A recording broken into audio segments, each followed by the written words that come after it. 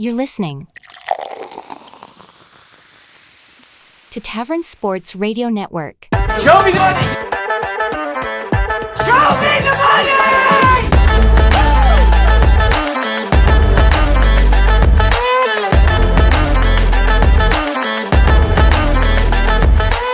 Welcome to the 27th episode of Show Me the Money, brought to you by Tavern Sports.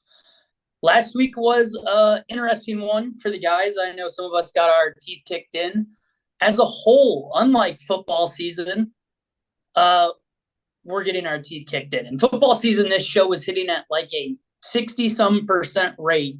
And this year, as a squad, we are 17, 23, and 5. That is an abysmal start, boys, for the non-football season locks. However, Josh, you are sitting atop of the pack at 6-3. Don't get comfy up there. I'm right behind you at 5-3-1. You don't scare me. You haven't scared me since the day you got here. Clark is 2-5-2. Cole sitting at 2-6-1, tied with Parker at 2-6-1. Parker, You guys, any comments? It's rough out here in these streets. You know, football's over. Like Tyler said, we hit pretty well. I think we need to start watching some other sports. I think that's what that looks like.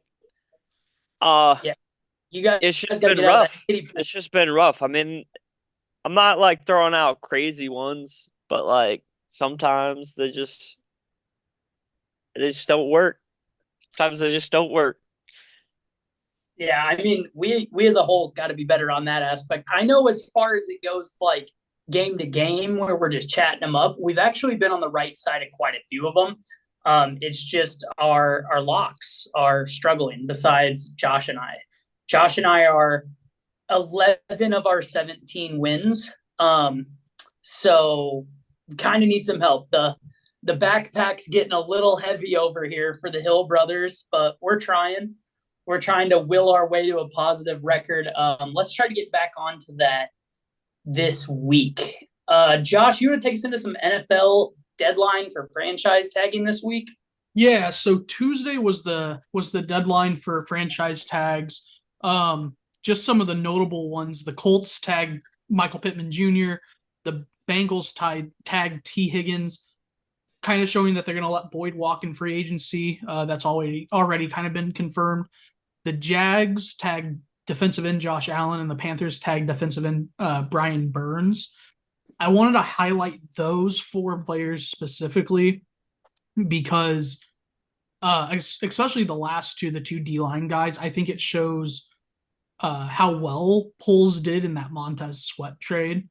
Being able to look ahead and see that it was supposed to be a really good defensive end class in free agency this year. These two guys, Chase Youngs and a few other names. And he knew that the majority of them he anticipated a majority of them were not going to hit the market. So he went ahead and was proactive, got a guy in that helped us win through the end of the year, made our defense a lot better at the end of the year, and then he locked them up for a long time. And then the two wide receivers are notable just because the Bears do need wide receiver help. I doubt they would have gone out and done that big of a splash in free agency, but you never really know. We really don't know what's fixing to happen with the first pick. I mean, it looks like we're taking Caleb, but everything I've seen and heard over the last week is that the market on Fields is just ice cold. So if you can't offer him a big deal. I saw that report today too, Josh, that the Fields market isn't really heating up, especially with, Russell Wilson. Go ahead. Sorry, do you blame him? I mean, he's been with the Bears. He hasn't been in a good system. So, it's going to be hard for him in such a bad system. It hasn't really showcased, his talents. Obviously, we know he can run, but, it's hard. I just feel bad for the kid.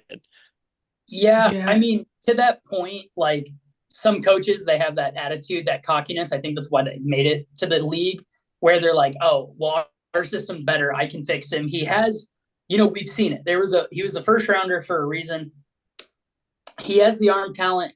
He has the legs.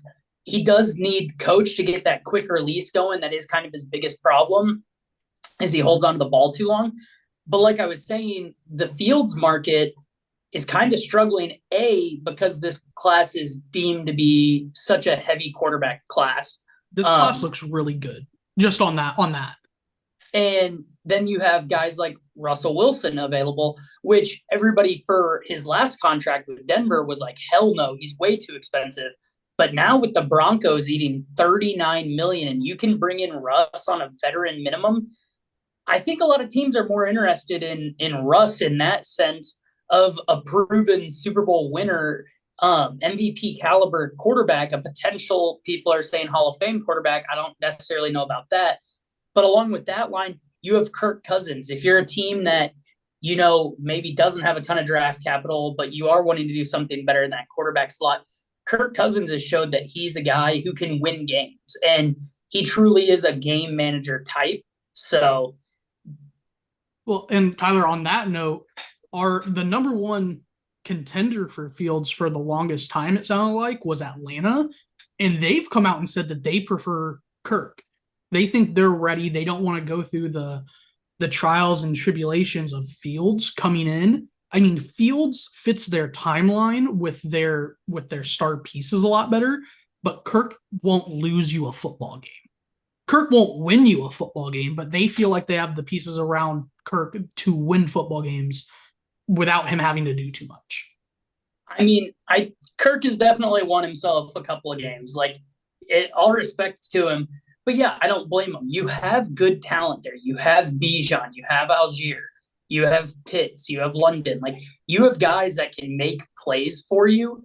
So I wouldn't necessarily want to waste time with necessarily a younger quarterback that, if I see the Falcons go with Fields, I'm more worried about them running like a college RPO styled offense rather than with Kirk Cousins. They're running the more of a pro style. I almost see him as like a Tannehill in Tennessee. Like, hey, we're handing the ball off to Bijan and shit, but when, the situation gets to it and I got to thread one to Kyle Pitts or to Drake London, like, I'm going to be able to do it. So that is going to be something to look into on the quarterback market here. Just real quick, we had some breaking news come in live. The Cincinnati Reds top prospect, Novelli Marie, suspended 80 games for violating the PED protocol. Novelli Marte. I apologize, guys. Don't really apologize to him, you fucking roid user. We get the needle out of your ass, buddy. Yeah, you and Barry Bonds, buddy. Welcome to Not the Hall. You ain't never getting in now. Bringing us back over to the NFL just a little bit real quick. Yeah, I don't know, but I've definitely seen reports this week as well that the Bears are, because this quarterback is so highly touted and everybody wants the Caleb Williams package, that they're receiving offers that are just franchise changing offers for this number one pick. I hadn't heard any of those. So I'll try to find it while we keep running through this, but it actually came out this morning. I saw it on Twitter.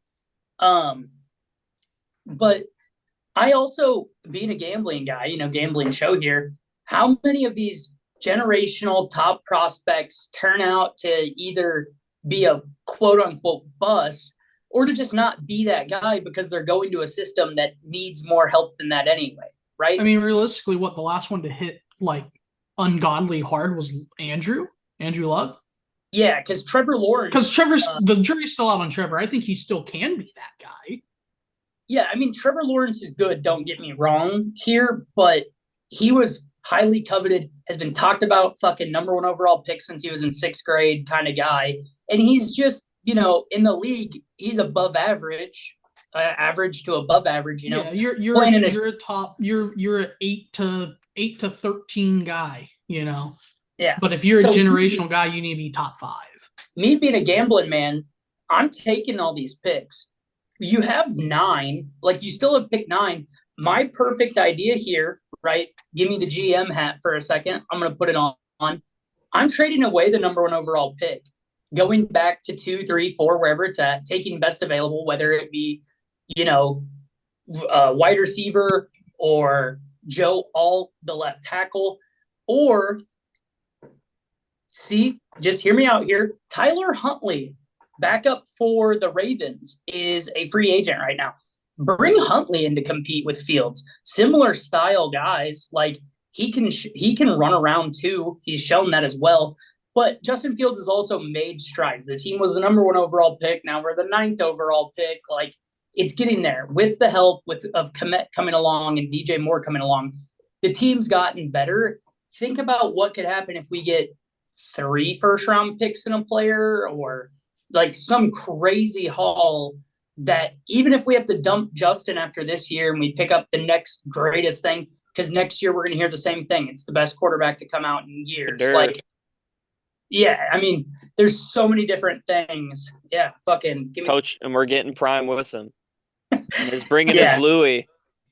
Yeah, he's bringing his Louis, and he's kicking out anybody he doesn't want there. I don't know. There's a lot to go on, and nobody has the answers until the draft happens. So, if I can put the GM hat on for a second, what I would do personally, like Tyler, I would trade back, figure it out. I like going back to 2 or 3, taking Marvin Harrison. It did come out today that the Pats are actively shopping Mac Jones and getting calls on him, and they really like Jaden Daniels. Now, is that a smoke screen coming out of the Patriots, or is it true? Who knows? JJ McCarthy but would be a good fit maybe there. they want to come up and get Caleb, and we go back to 3 and we pick up Marvin Harrison Jr. And hear me out. Our offensive line is solid. The biggest, I mean, outside of center, which we can fix center. We can go sign somebody. We can draft somebody. We just signed the Bills guy, didn't we? Mm-hmm. He's a guard, realistically. He can play center, but it's like Cody Whitehair playing center. It's like he's clearly a guard. And we actually traded for him. We traded a 5th round pick for him. But no, I mean, we talked about Michael Penix all college season. He's a left-handed quarterback. You bring in a left-handed quarterback, now your left tackle isn't your blindside tackle anymore. You bring in a left-handed quarterback, your blindside tackle is now the tackle you took 10th overall last year. Darnell Wright out of Tennessee, who had rookie moments, but outside of a few rookie moments, he was really, really good. So if you can flip the dynamics of an offensive line and make your right tackle your blindside tackle and have your right tackle be Darnell Wright, I think that's really good. That's something that, and then you're not using a 1st round pick on a quarterback, you're using a 2nd round pick, because I don't think Penix is going to end up in the 1st round. I mean, it's definitely a thought. None of us know what's going on behind closed doors at Halas Hall. Parker, do you have an input what you would do as a GM, or should we keep the show going? I mean, I'm with you guys. I like Fields. I think after signing Jalen Johnson finally and giving him his money that he deserves, which took way too long, but that's another story. We didn't mention him. He did get tagged as well. But the next day he signed a 4-year, $76 million deal. It was 54 of it's guaranteed. Yeah. So, even if we pay out all of it, it's 19 a year. Jalen's a $22 million a year guy. We saved $3 million there somehow. I don't know how they got him to take 19 a year. It's probably the length of it. It's 4 years, so he's going to get another contract before he's 30, and maybe that was really enticing to him, but that's a really good signing for the Bears. Yeah. So, I mean, I would trade back in the draft. Don't know to who or to where. I mean, it's just kind of trying to get bang for your buck because Justin is still a young, improving quarterback. So I still feel like he's still worth some picks. So, I mean, holding off, trading back, going to get a wide receiver. You guys, you like Marvin Harrison. I'm kind of a Keon Coleman fan. Coleman's draft stock is plummeting after the combine. He had a shit showing at the combine. No, he didn't. He had a really good combine showing. He just had a slow 40 time. But, I mean, if you go, he had the fastest route during all the drills. He was the fastest wide receiver. He caught every single pass that was thrown to him. So, I mean, he's a good there's a lot of good players in this draft, and there's just a lot of things you can do with it. And I think it starts with figuring out what the Justin Fields situation is, if we're keeping him or if we're shopping him. because I Yeah. think that's where it starts and stems down to, where I'm hoping they've had it figured out by now, and they're just waiting to release the information. But you know what I mean? Who knows what's going to happen? Nobody knows. Everything goes crazy. We could all be wrong, and the first 5 teams could draft a running back. So probably Well, won't happen. Probably won't A quick happen. note on your Tory Taylor could be the number 1 pick. he should be. A quick note on your comment about the wide receivers. There's draft experts that think there's 15 wide receivers that are going to go in the top 2 rounds of this draft. And I would personally like to be the first to congratulate Xavier Worthy on going to the Las Vegas Raiders. Congratulations, son. Setting the record at the combine. We all know that the Raiders take the fastest guy every year. You're going to look real good in that silver and black. Just don't do what that last guy did.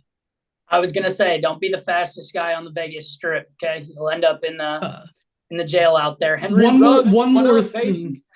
One more thing before we leave football. Did you guys see Arch Manning decline to be an NCAA 25? I did. Yeah, when you're a fucking child of a millionaire, greatest quarterback legacies of all time, the $600 probably doesn't get your dick hard. And honestly, like, yeah, who are you? Go in the game. Who cares?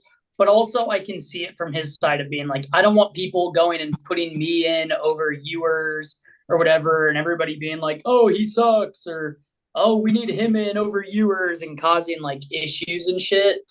That's probably why he did it. You know what I mean? But he came out in a statement saying, I'm not here to be in a video game. I'm here to play football. well, I mean, it is what it is, I guess. Let's jump a little bit back into our NFL real quick. The tight ends catching early deals here so far. Zach Ertz, 1 year, $5 million with the Commanders. Dalton Schultz, one of CJ Stroud's favorite targets in Houston, getting 3 years, $36 million.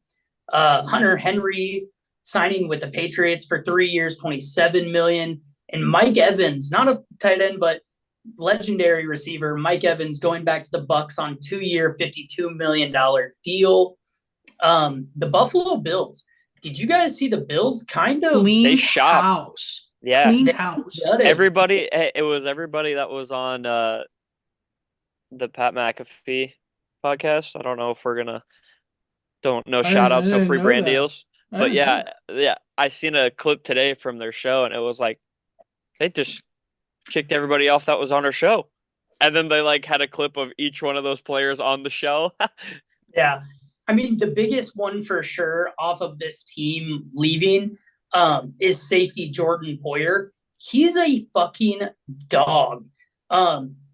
32 years old, but he is just like a great safety in this league still. Somebody's going to be very, very happy to sign Jordan Poyer here. Bears need to go pick him up. I was gonna say the Bears are looking for a safety. A younger defensive core back there, but they've got some experience with some raw young talent, and Jordan Poyer, who's kind of almost a veteran, but right now he is kind a of vet. back He's there, 32 years old. Yeah, being a vet back there, kind of taking charge. You know what I mean? Yeah, it'd be kind of hot. That would match him back up with his counterpart that we just signed last year for our Mike linebacker coming out of Buffalo as well. So let's hop into our college basketball talk. That is the hottest sport going right now. March is here, and so is the madness.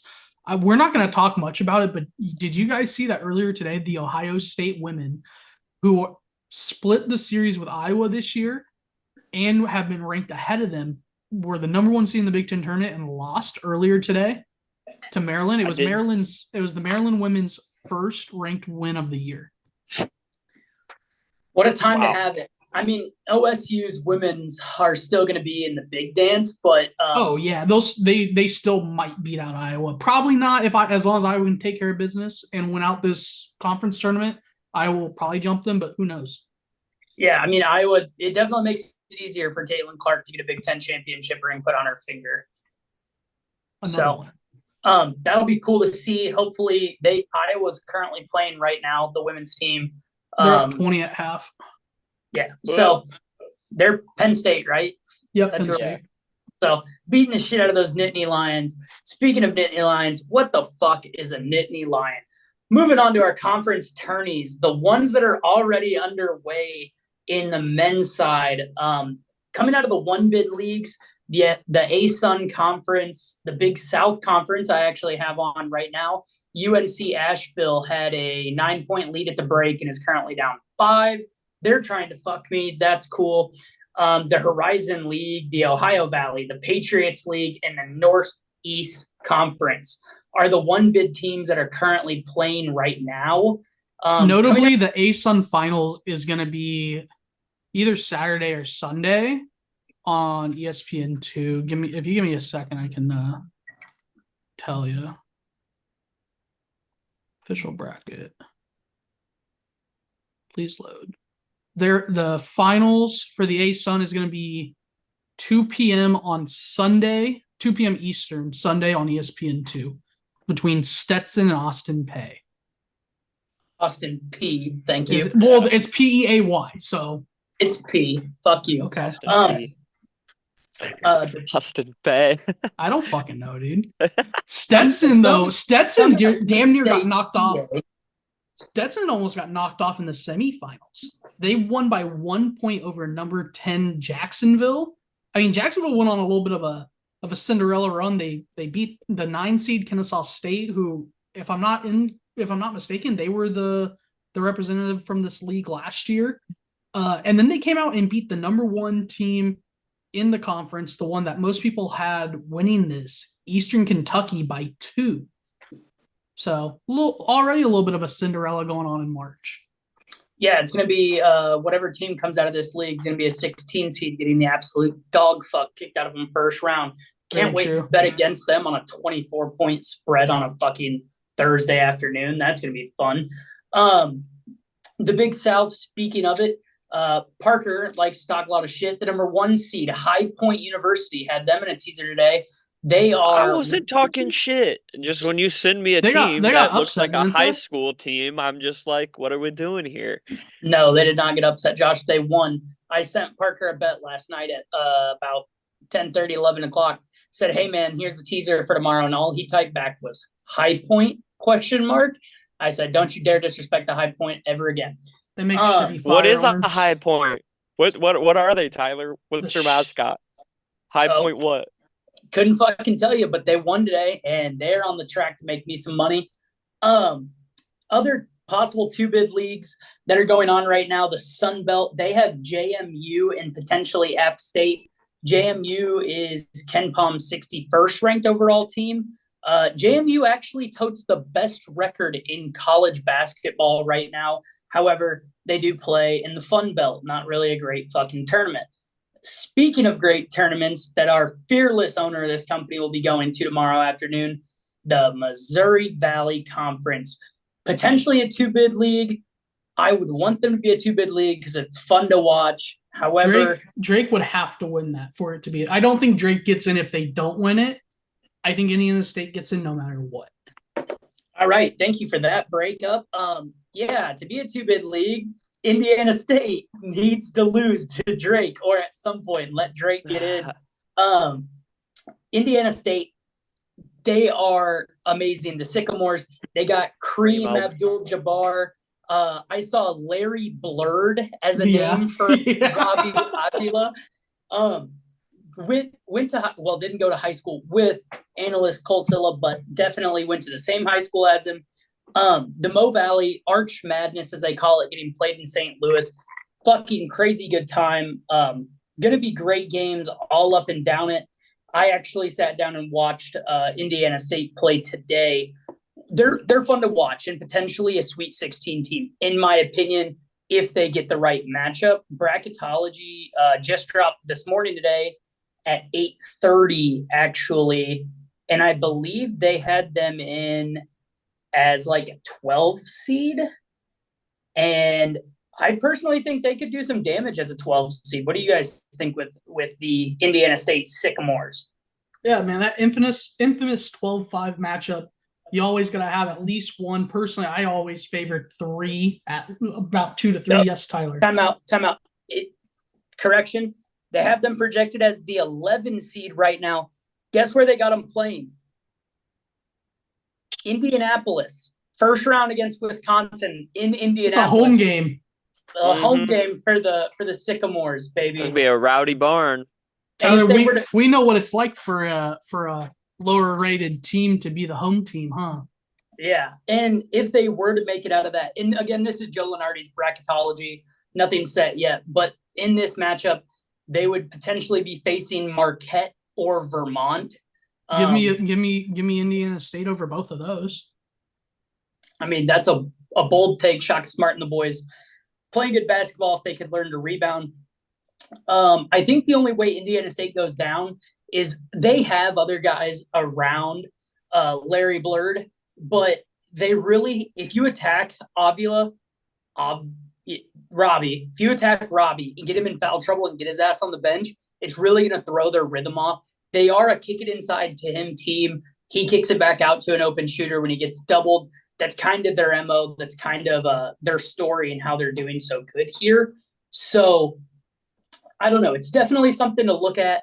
Speaking of the MVC, Joe Lunardi has Drake as the next 4 out right now. So still a bubble team for sure, but definitely looks like they need to win the league to get in. Other sleeper in that league I like is actually Belmont, who tips off later this evening. I think Belmont could make a run. Starting this weekend, though, oh, shit, my bad.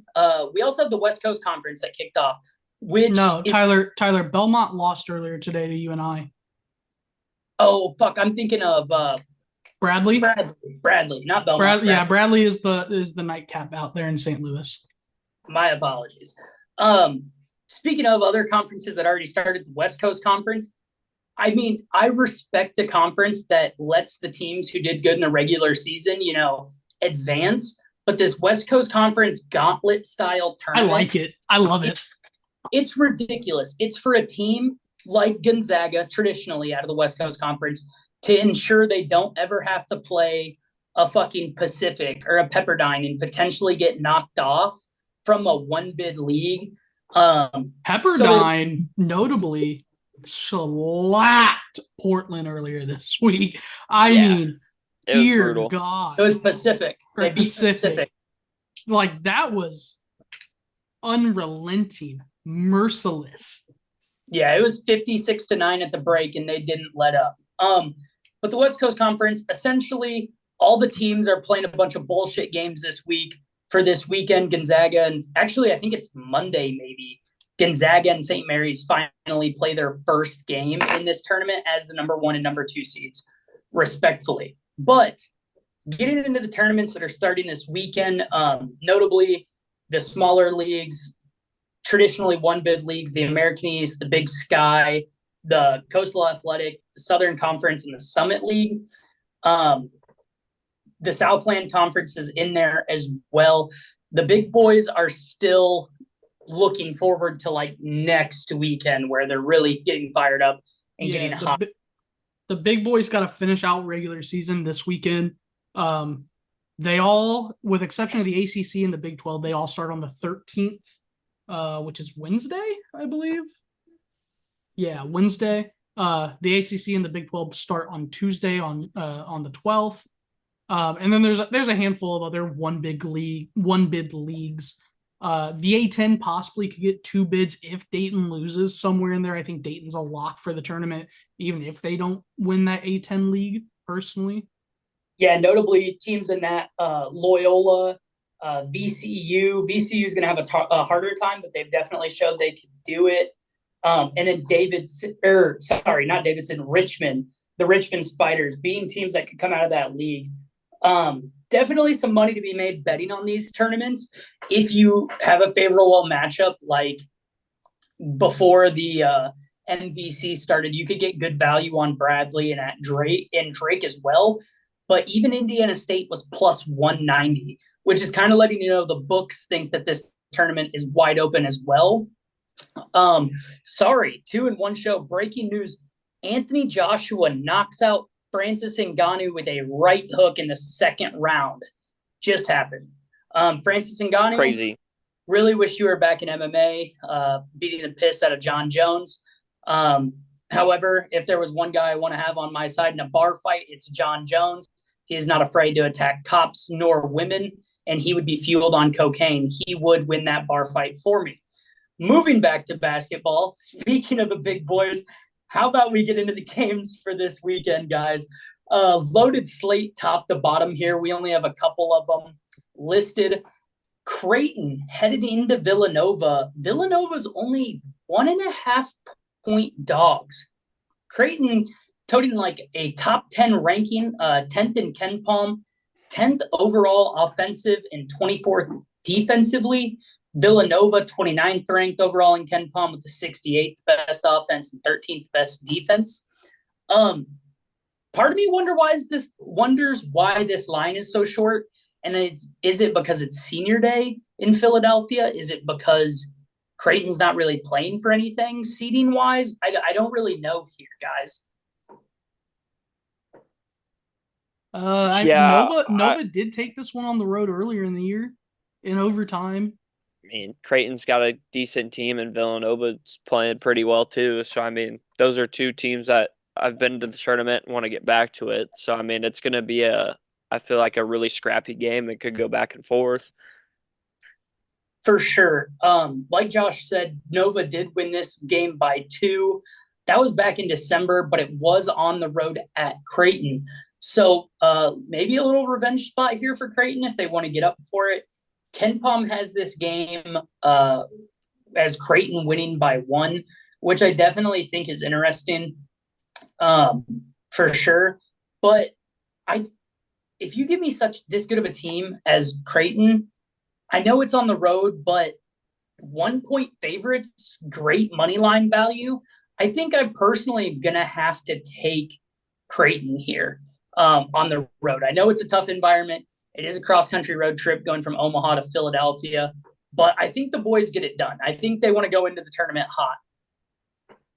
I will take Creighton on the points just to get that 12 cents of equity, and I will parlay it with the under. Total on this game is 136.5. Back in December, this game went to overtime and went for 134. So yeah, I like that little bit of a parlay. I couldn't tell you off the top of my head what that parlay is going to work out for you to. I don't know, right around plus 200, I suppose. But no, I like that under. That's kind of nice. But I'm with you boys. I think we're gonna squad ride or fly with the Blue Jays down there. All right, let's go Creighton. Moving into our next one, really exciting matchup here. Kansas going into Houston. Kansas kind of riding a schneid going into Houston here, though. Houston, 9.5-point favorites at home. Houston, notably last Saturday, coming off of a road win, sneaking it out over Oklahoma. That was a big game for them. I think they needed to be tested here. But senior day, huge matchup. Houston, again, ranked first overall in the KenPom rankings with the 12th best offense and the number 1 defense in the country. Kansas, 17th in the KenPom rankings with the 38th overall offense and 10th overall defense. Number 1 and number 10 in defense is, and knowing how Houston plays tempo-wise is leading me here to the under. Josh, do you have any nuggets on the under here for us? Quick math, they went over this number last time they played in Kansas, but Kansas won this game by 13. That's a lot. And I mean, if you're coming to me to try to save Houston here, you ain't gonna get it. I've been outspoken about Houston all year. I don't believe in these Cougars. Sure, they look great playing in the Pac-12 week in and week out. They're in the Big 12 or Big 12, whatever. But what are you gonna do when you get into the tournament and you get a scrappy fucking 12 seed out of one of these one bid leagues that just runs you out of the fucking gym, dude? I don't know. It's a little early to talk about that, but I am gonna take Kansas plus 8.5 here. I'm not gonna touch this total. I think I'm with you, Josh. I think Houston wins, but I don't think I think 9.5's a lot because I know Notably, last the week line has I moved tried. to 8.5. Yeah, I tried betting on Houston last week, and they had a huge spread, and I took them down to 5.5 instead of it was like 10, and they still didn't cover that. I think it was against Oklahoma. Yeah. So like they've been keeping it close to teams when they probably shouldn't have been keeping it close. So I kind of like Kansas to cover here. Well, and they were trailing to UCF there for a little while too. Yeah. They did get tested by UCF again on the road. I mean, won by However- 8, but didn't cover. They're 2-7-1 last 10 on the spread. Yeah. 7-3 to the over though in their last 10. Who'd have thought that? I think Kansas is definitely going to be up for this game. However, them having a home loss to BYU last Tuesday and then losing on the road to Baylor last Saturday. Yes, they kicked the shit out of in-state rival Kansas State this Tuesday, but last game of the year, Houston's wanting to come into the tournament, touting a strong record. The pace, I think, is going to wear Kansas down. I definitely think this game goes under, and I'm going to be against you guys, similar to last week, and I'm going to go with Houston here. So give me Houston with the points, but it is a lot. I do agree with you guys. It is a lot of points. That's why I like Kansas to cover. I want Houston to win, don't get me wrong, but I think it'll be a closer game. I don't think they'll cover 8.5. Out of curiosity, do we know if Houston and Iowa State split, or has Houston taken both of those? I think they've. I asked because if they split, and I don't know how their tiebreakers work in the Big 12, but if they lose to Kansas, just on the money line lose, and Iowa State wins, depending on if they split and how the tiebreakers work. They did split. Okay, so depending on how the tiebreakers work, Iowa State may be able to take the number 1 seed in the Big 12. I don't know without like deep diving it. Maybe Houston's locked no matter what, and it doesn't matter. But a little bit of a nugget. Yeah, I would assume that it's probably going off of then similar to like the Big Tens is, and that we talked about earlier this week in our group chat. I would assume it's the same way. So, I mean, there is motivation for Houston here to be the 1 seed. Everybody wants that easier path. I'm going to take Houston, maybe even for that extra nugget there of the boys need it to, lock up the 1 seed. So let's get a win. Let's get a cover at home, and let's blow out Kansas here and maybe get Bill Self to pop a blood vessel in his head because he gets a little fired up on the sidelines. But I guess I'm against you guys. Give me Houston. Let's move into our next one. Another absolute banger here. Kentucky going into Tennessee. Tennessee, similar to Houston, 8.5-point favorites here at home. Kentucky, 18th overall team based off the KenPom rankings, 8th overall offense, but 100th overall on defense, whereas Tennessee is 5th best offense or 5th overall in KenPom with the 20th best offense and the 3rd ranked defense. Did you guys see how close the SEC came to being a 5-team tie? Yeah, I mean, we talked about it last week. If Alabama would have won at home, they could have had the 1 seed at least for a moment before they went and blew it. No, I'm talking about even closer. If South Carolina would have beat Tennessee on Tuesday or Wednesday, and Tennessee lost, and it was like Alabama had to win, Auburn had to lose, South Carolina had to lose. It was like so many things had to happen, but it would have been a 5-team tie bracketed by these 2 teams at the top of the SEC. Jesus. Yeah, I mean, the SEC has been exciting all year long to watch. That's for sure.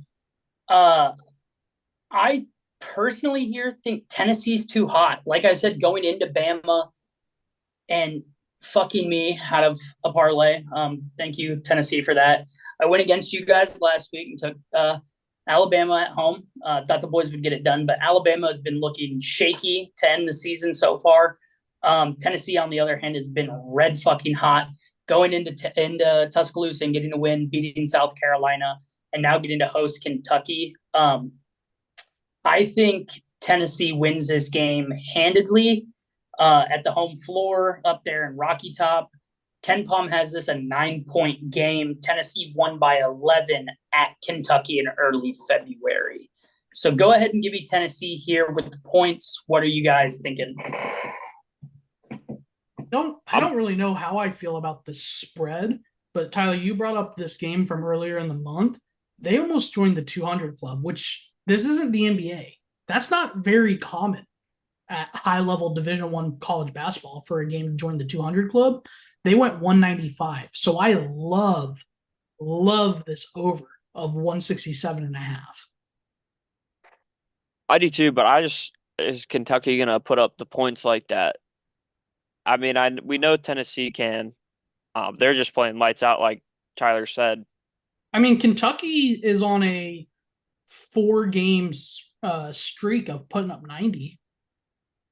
I mean, it'd be hot. I can And see it. seven of the last 10, they've put up 85. I mean, this is the exact same number that it was last week for Tennessee and Alabama. And you guys were thinking I was crazy for taking the over when Alabama had the number 1 overall offense. Kentucky is the 8th overall offense. So, yeah, and last week it went under, so we were right. No, it did not. That game went over 167.5 points. Tennessee and Alabama? Yeah. 155. 81 plus 74, 155. Then maybe I have the number wrong of what they were at. I had a bet on an over total, and it hit there. So it went under the total of 174 according to Cuffers. Okay. I mean, whatever the numbers are, sure. I think this number's too high. I don't think Kentucky's offense is what it needs to be. And UNC Asheville wins by 5 over Charleston Southern. Fucks my bet of having them at 5.5. It's a good line by the books. Groovy. That's fucking cool. Fuck that. Fuck you, UNC Asheville. Stupid bitches. All right, give me Tennessee minus the 8.5. Don't want anything to do with the total. Parker, where were you at? Were you on Tennessee or Kentucky? Yeah, I'm on Rocky Top. Rocky Top. I'll go with you guys. So Tennessee and the over. Yeah, they're playing real good basketball right now. Let's move into another blue blood matchup here. UNC visiting Duke. Duke 4.5-point home favorites. Interesting enough, UNC the 8th overall team on KenPom. Duke's the 7th overall team on KenPom. These teams kind of flip. Duke has the 7th overall offense. UNC has the 6th overall defense. UNC has the 25th overall offense, and Duke has the 22nd overall defense. So pretty evenly matched on the opposite sides of the floor for these teams. Going to be a fun one. Going to be an exciting one. KenPom has this Duke by 4. So again, the books, sharp line, KenPom, sharp line maybe here. UNC going into this one, winning by 9 last time they played. That was in North Carolina, right? In Chapel Hill. In Chapel Hill. They're both in North Carolina. But in Chapel Hill, winning by 9. I definitely think the home floor in this one plays a difference. I think Duke here is a great money line parlay spot, and I don't think I want anything to do with the points here on this one. I think basketball. Yeah, go for it. Go for it, Josh. I'm sorry. I think this is really interesting because the line is almost the exact same, but flipped from the last time they played. And the total's down a couple points. I think these two teams are just a really interesting dichotomy to me in college basketball. I mean, man, it's so hard. I love the over. Both these teams are under teams. I mean, 2-8 and 4-6 in the last 4 respectively. But this is an over matchup. They've gone over 8 of the last 10. They went over earlier this year. Earlier this year, the line was 152.5, and they went for 177. Just to be a miser, I'll say Duke in the over. You know what, Cole, if you're listening out there, I'll save us. Give me North Carolina, because fuck Duke. That's why. Kyle Filipowski and his fucking trauma. Oh yeah, Fucking, yeah. I hurt forgot my about ankle. Then Flopopowski. I'm swapping. slams a dunk that next week. Yeah, fucking eat my shit. All right, Yeah. cool. Die in a hole. Fuck those private Bro, skid pricks. give me Pricks, like North Tyler says. Carolina. Give me the Tar Heels. Let me see the Tar Heels peel their face back. Give me the over too. Give me the over. I feel like if they want to win, they got to get the over going. You flop me. I'll take it. Give me UNC in the over. I mean, Yeah. I was the biggest one hating on Flopopowski last week, but I will not be flipping here. Me and you boys the last 2 weeks been putting it up. Josh, been Wait, pretty- I thought you went we've UNC been- earlier. You went UNC just No, a second ago. he I said wants Duke Duke. money line. Yeah. Duke money line. Oh, Duke We've money been line. we've been the Okay. same pretty much to this week. This is our first game. I think we were on opposite sides. Kansas and Houston were on opposite sides of. I mean, Last not week- really. Last week, I we still were want on Houston to opposite win. sides.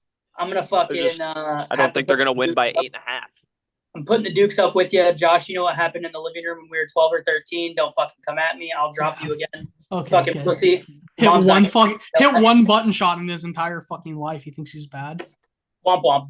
Speaking of our next game, Baylor, number 11 in the AP poll rating, 13th in KenPom, is 1.5 point dogs at Texas Tech.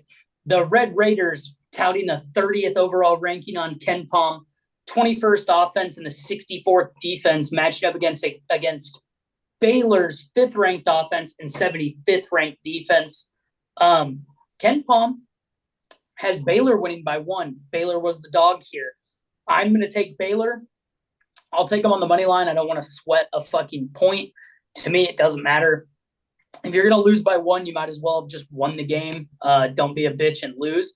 Last meeting, Baylor won by 6 on February 6th at Baylor.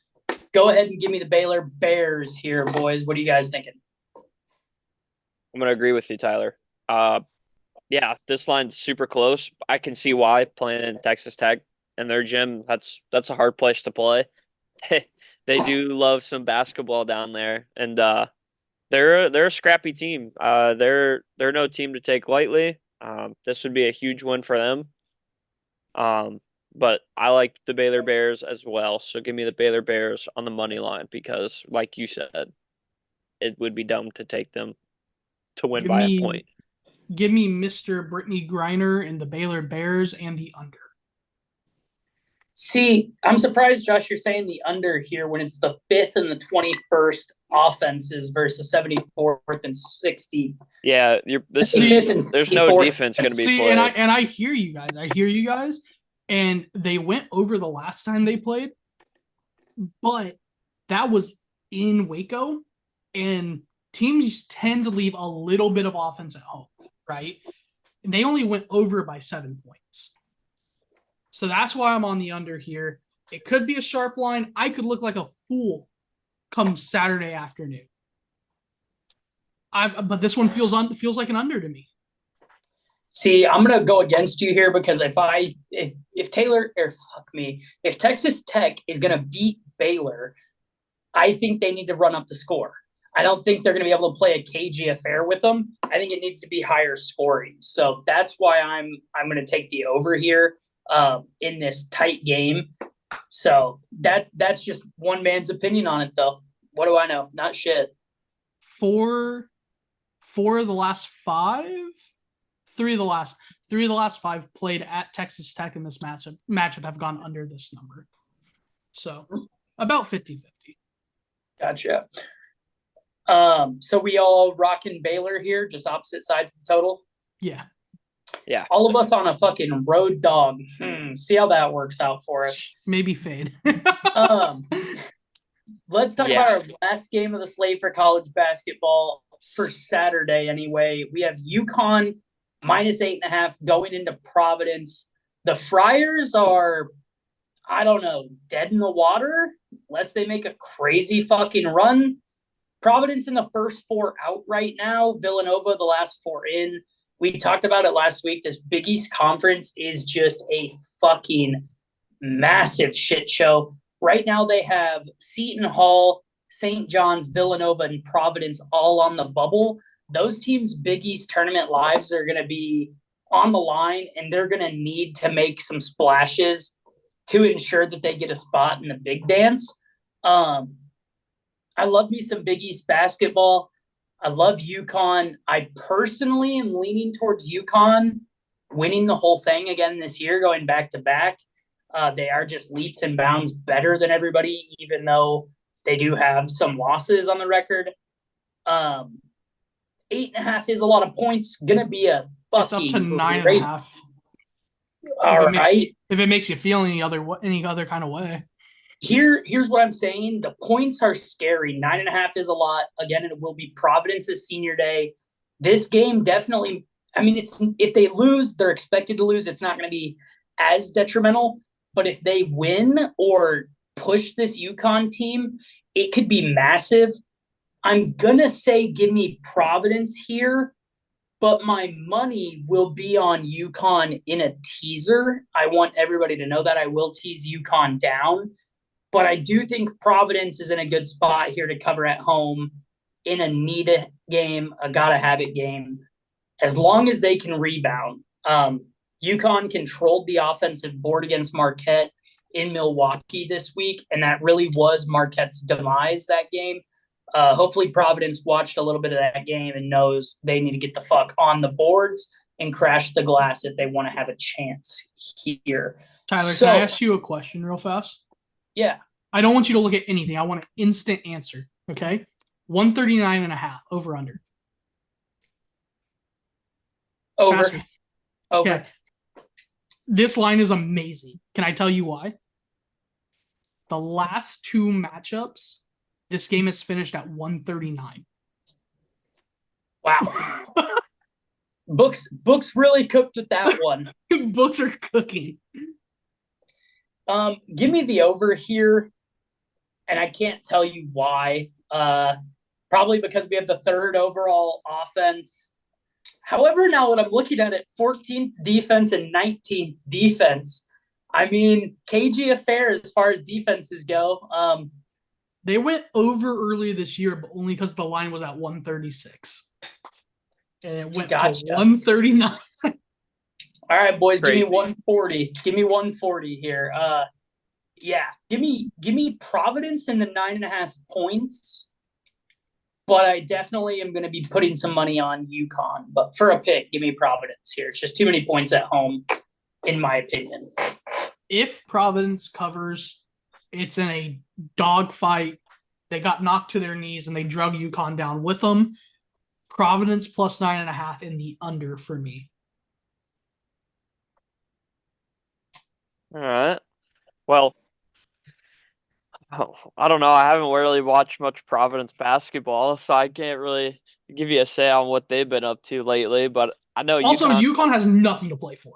Literally nothing. They've been playing good basketball, and they don't really need this. So, I mean, they don't rest players, but I mean, for injury prevention purposes.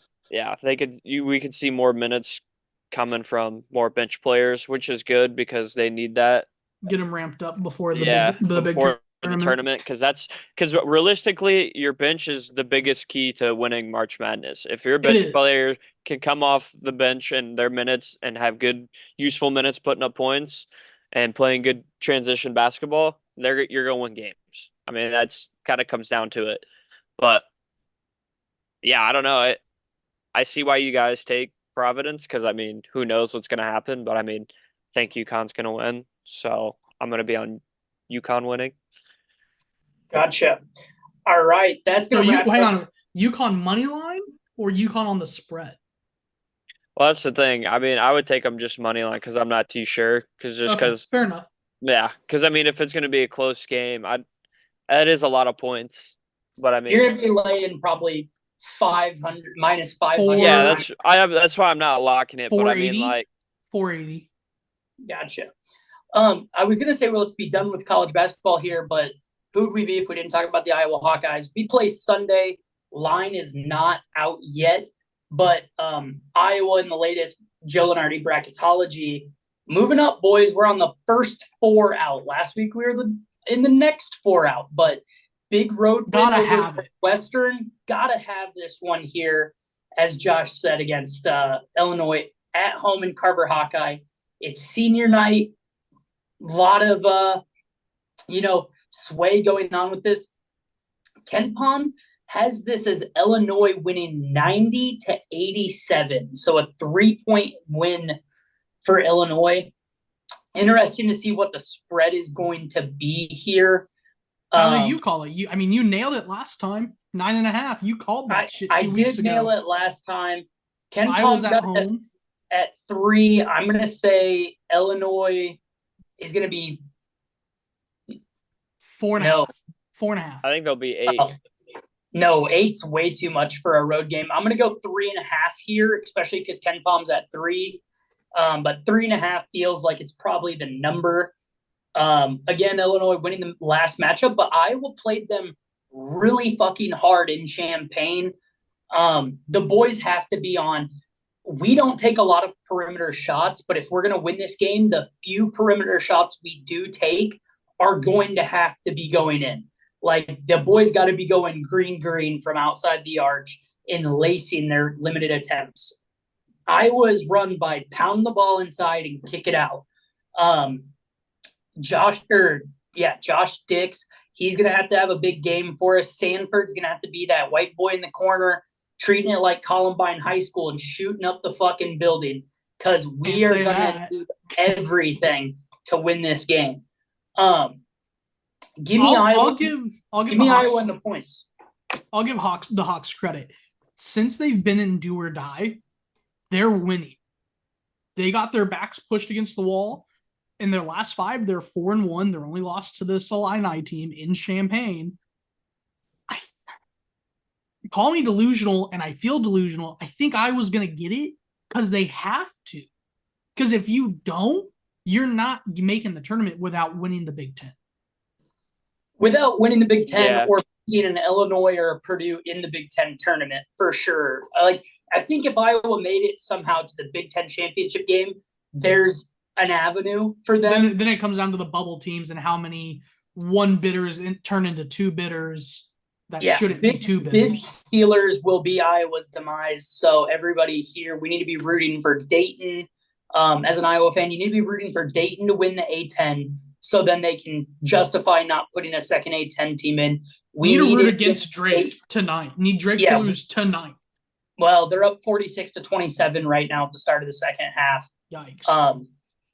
But yes, we need Drake to lose and have Indiana State be the only team coming out of that conference. We need Dayton to win. Need the AAC to not somehow put a second one in. When we were talking earlier about auto bids, I have them down as a 1 with a question mark, because they had 2 teams that were top 75. So who knows? And that was on KenPom, top 75 on KenPom. So who knows? I doubt it, but worst case scenario.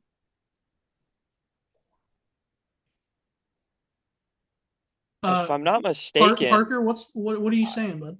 If I'm not mistaken, I think Caitlin Clark just broke the single season most 3-pointers made record. I think if I read that right, we might have to do some looking up. If I'm wrong, I'm sorry, but I think she just hit her 163rd 3-pointer this season, and I think the record's 162. Is that an Iowa record? No, I think that's a NCAA. Yeah. I can't wait to order my Indiana Fever jersey. Yeah. Boston, we could look that up. That'd be cool. Gotcha.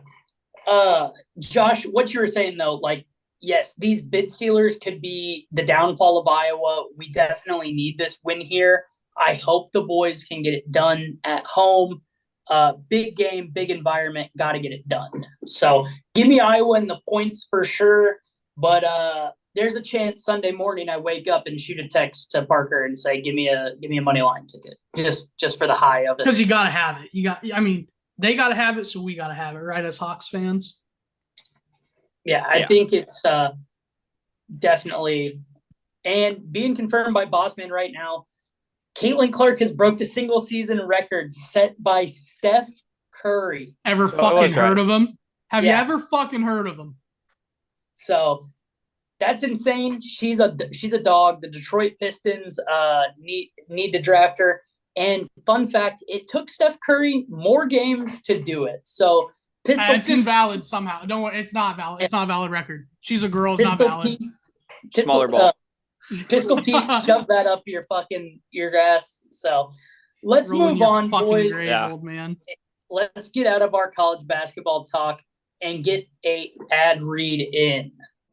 This episode of Show Me the Money is brought to you by Tavern Sports, your place to get fun sports content, sportsbook lines and parlays, and of course food reviews with Big E's Ballpark Bites.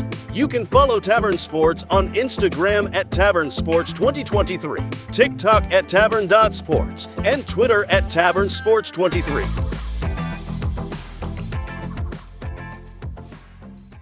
All right, moving into our NHL talk. Trade deadline was actually today at 2 p.m. Central, 3 o'clock Eastern. Some big moves. Jake Gensel, a core for this Pittsburgh Penguins team, he got sent down to Carolina for a little bit of a haul. Pittsburgh, they've had this run with Crosby, Gensel, the boys. They gotten older, all right? They're not really humming. But I feel like Pittsburgh might actually burn down if they did get rid of Crosby, even though there's a lot of talk around the league. Get Crosby out of there. Let him go to a cup contender. Get him on a line with some other scorers that is going to free him up so he can chase Gretzky's record. But Jake Gensel moving to Carolina, that's big. Carolina is going to make a push here at the end of the season. We have about 20 games left in the NHL season. Other notable moves, Matt Dumba, he's a lockdown defenseman from Arizona. He's getting shipped to the Lightning, going to an absolutely stacked back end for the Lightning. The Lightning, I mean, as we've seen, they went back-to-back not too long ago. The boys are trying to make another run and gear up for another great push with Stammer and Vassie and Net. Going to be a great team to watch in the playoffs. Speaking of great teams, best team in the league right now, the Florida Panthers. They went up and picked up somebody who is near and dear to my heart, former St. Louis Blues, Vladimir Tarasenko. He was up in Ottawa. This year he has 17 goals and 51 points. So he is still a great team guy. He's passing the puck around real well, still finding the back of the net and lighting the lamp. A big move for Florida as they gear up for a Stanley Cup push here. The Stanley Cup odds have changed with these moves. The Panthers are plus 700, tied with the Knights, who are down from plus 1,300. The Knights did make some moves around the deadline. I just did not get time to look into those as deeply and see how they benefited them. But again, gearing up for another playoff run here. The Oilers still at plus 700. Line's not really moving. They're just so talented. They're staying there. Some other notable movers, the Bruins were plus 750 last week, are up to plus 1,100 after going, I believe, 2-7-1 in their last 10. Like, Damn. An abysmal streak for the boys here. But again, the Bruins, they have the saying, if you want to win, put Swayman in. The dude's an electric goaltender between the pipes.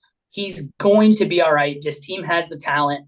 Marchand, Pasternak, and the boys, they're going to make another run. Hopefully they don't get bounced early in the Stanley Cup playoff run. The Avalanche at plus 800, always worth holding a ticket on the Avs. The Hurricanes plus 900, like I said, making that move for Jake Gensel. Not as good as he once was, still a prolific scorer, had a lot of people interested in him around the break. So we'll see how that line moves. The Stars at plus 1,000 or 10-1, and the Rangers at 11-1 to round it out.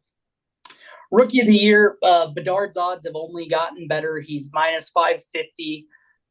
Just give him the award now. However, probably the most interesting story going on in hockey right now is Matt Rempe for the New York Rangers. A fucking dog. What a dog. Yeah, man is 6'7". He actually does have silky mitts. He does have skills. However, he's fucking massive, and he is the new age enforcer. I've seen more hockey fights in the last weeks than I've seen in months, taking on all of the legends in the fighting game. Last Saturday, I believe it was, he took on Ryan Reeves. And those boys, props to them. They put on a fucking show at center ice for everybody. Reeves and Rempe, they both knew that this was going to happen. The internet kind of got in on it. They said this is the new age enforcer versus the old time enforcer. Goon. He's the new goon. Yeah. However, the dude's brain's going to be mush, and he's going to be in a wheelchair at 35. Shut up, let him fight. Shut up and let him fight. Nah, it's on ice. We're fine. It's on ice. Oh, we're fine. Yeah, it's just water. I forgot. Yeah, we're on ice. Soft. It's cold. It is cool as fuck to see the guy fighting. I love fighting, being back in the game. Would like to see the guy show off the skill a little bit. I think he's ran through the gauntlet now. He's going to have a couple more as the season wears on, but what a great guy to have for a playoff push. You know, somebody gets a little chippy. You have a 6'7" fucking behemoth to lay the gloves down and settle some business. Moving into another event taking on this weekend, UFC 299 in Miami, headlined by Chito Vera, coming into challenge Sugar Sean O'Malley for the bantamweight title belt. 135-pounders matching up here. O'Malley is minus 265 on the money line, and Chito Vera is plus 210. Interesting note, Chito Vera won this matchup after he kicked Sean O'Malley in the peroneal nerve, which is that nerve in your calf that kind of makes your fucking foot go from flopping around. O'Malley just couldn't walk. So he did get, finished in that fight there. But it was a weird one. It was kind of fluky. I don't think that's going to happen. Sean O'Malley, as we know, electrifying. He has the range, great striker. Chito, on the other hand, he's a slower starter, and he's a great grappler, but he's shorter, so he's going to have to find a way to close that distance on O'Malley. I think O'Malley is able to keep the distance, keep his back off the cage, not let Chito get his hands all over him, and just piece him up here from range. However, call me crazy, I think this fight could go the distance. I really do. I don't necessarily know if this is going to be a knockout affair here. Yeah, I kind of agree with you on that one. I mean, with Sean O'Malley being a real big personality and have a lot of flair, he's a real smart technical boxer as well. A lot of people I don't know if they watch or just not as big of a fan, but know the name. He's a pretty smart boxer. So getting to face Chito again, where he's kind of learned some things and can pick up some things and have this time to train and heal, I think that's gonna help him out. But we've seen that when he faces some tougher opponents, he does go to the distance. But I do like Sugar Sean. I think he wins this, but I do think it could come down to a decision, like you said, Tyler. For sure. I don't see O'Malley giving up the title here in his first defense. He's going to be wearing some sick ass pink shorts, which is not like any other champion shorts. He did ask the UFC for these, and they were special made for him. But when you're one of the biggest tickets in the show right now, you kind of get what you want. Moving in. One more thing Caitlin Clark just did. First triple-double in Big Ten tournament since 2015. What a dog. Breaking records literally every time we're on this show. Bless you for it, Caitlin. Sorry, Cole, you're never getting in bed with her. Moving forward, back to the UFC 299 event.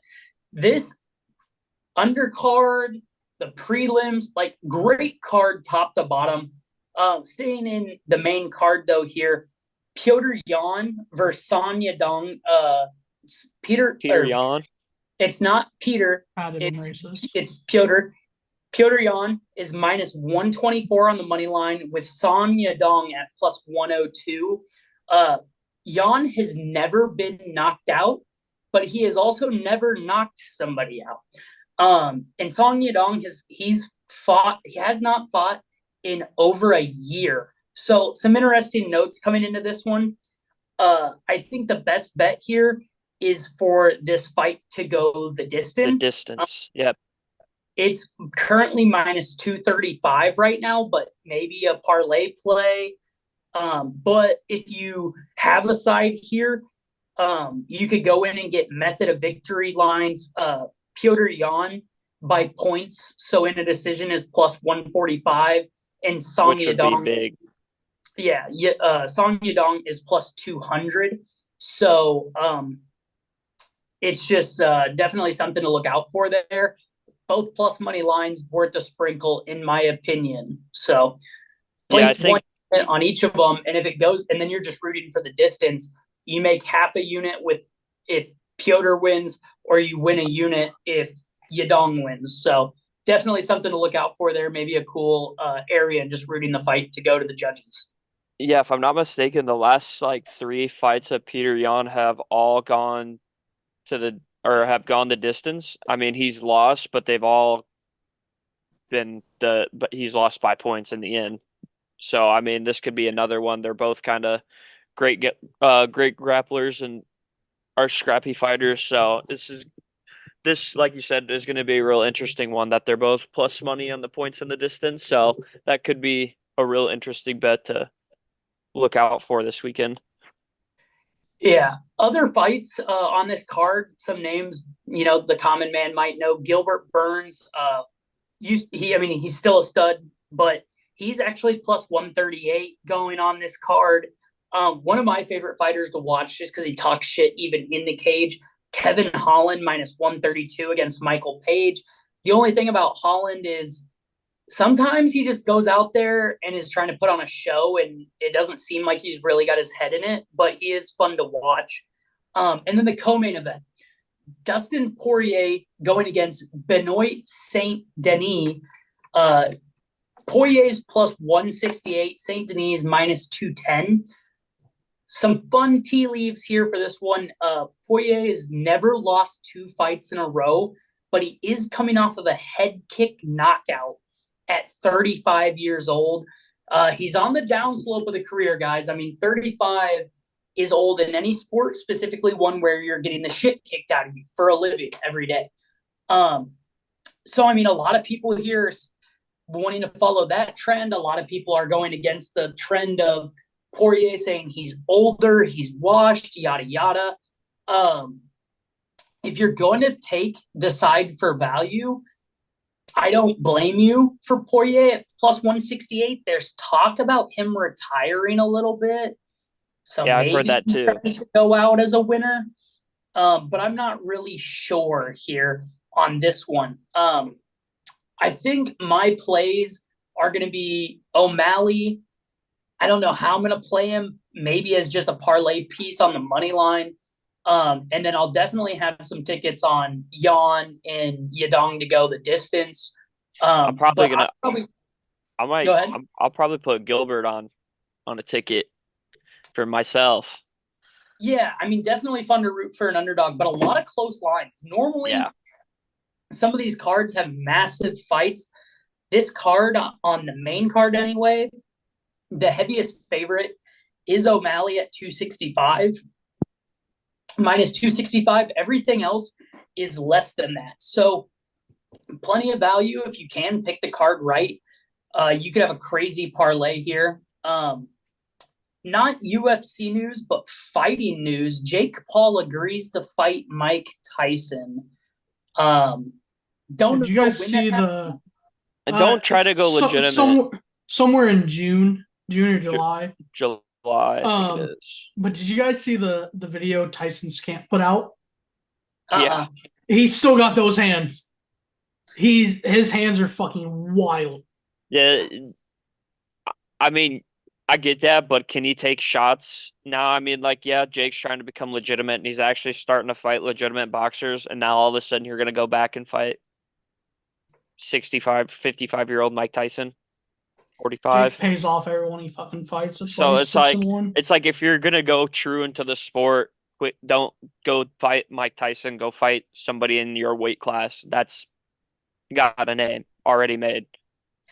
I mean, You know what I mean? Mike Tyson is the biggest name. This is definitely a pay haul. Mike Well, that's what I'm Tyson's saying. gonna be Yeah, in it is. Bengals. It's a payday, but like I bet you Mike's getting 70% of the purse just to take a fucking dive. Mike Tyson's gonna eat a handful of shrooms and go out there and knock the shit out of Jake Paul. I It's gonna be fucking hilarious. hope, dude. I can't Mike, fucking stand Mike him. Tyson will not take a dive. I promise you, Mike Tyson is the guy to not take a dive. Yeah. This, I don't care what you offer Tyson, he's not taking the dive. He's Mike fucking Tyson. I hope Tyson You'll wins. never convince me that his wins are not off paying people. I don't care. I mean, I think I definitely agree with you on some of them, but this one, I don't think there's a way that he takes the dive. I can't see it. I can't fathom it. So yeah, that's just something to look up for, coming up here in the future. Hey there, sports fans! Are you tired of the same old boring shirts? Well, we've got something exciting for you. Introducing the Tavern Sports Pocket Tee, where style meets passion for the game. Whether you're a diehard fan or just like the environment, Tavern Sports has got you covered, literally. The best part, because you're listening to Show Me the Money, you can use the code $$ to get 15% off today. So what are you waiting for? Head over to tavern-sports.square.site right now and elevate your game day experience. Tavern Sports. Beer, betting, sports. All right, moving into Lock the Weeks. We are going to start off with Clark. He's not here. He's currently playing a bags tournament somewhere in Milwaukee. Good luck to I want him on the money line. Yeah, give me Clark on the money line. Josh, can you read his lock for us? I mean, I don't really understand it. It's a soccer lock. Queens Park Rangers and Middlesbrough to both score at -128. Right. Don't ask me. I don't even know where to look at on the book to find it. Clark diving in on some footy. I'm going to be keeping us in NCAA basketball here. Give me Marquette on the road at Xavier on the money line at -140. Got South Carolina +3.5 and a gotta have it game against Mississippi State. Go Cox. On the road there, aren't they? They're on the road, yeah, and they aren't the luckiest team out in Eggville, but they are in a 4-way tie for the second spot in the SEC, so they gotta have it. So go get it. All righty. Josh is riding the cock train one more time. Give me Creighton on the money line. All right. Parker taking Creighton on the money line against Villanova on the road headed into Philadelphia. That is going to do it for us this week, y'all.